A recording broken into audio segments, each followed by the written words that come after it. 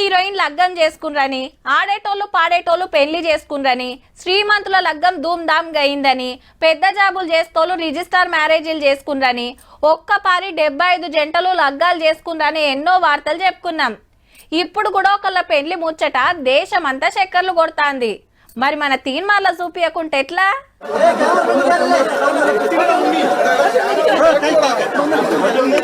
గుర్తుపట్టిండ్రా? Kumbh Mela మోనాలిసే Keralam గుడిలా love లగ్గం చేసుకుందుల్లా.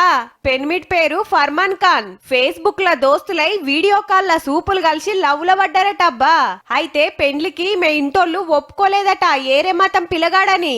లేలే నేను ఆయననే లగ్గం చేసుకుంటా అని జిజ్జుతోటి అవ్వయ్యలకే దూరమైందట.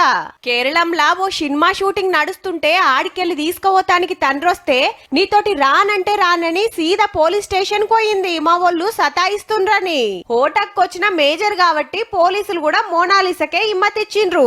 అటెన్క గుడిలా పుస్తెగట్టి దండలు మార్చుకొని ఒగింటోళ్ళు అయిండ్రు. కామ్రేడ్లు పెండ్లి పెద్దలు ఇళ్లకు.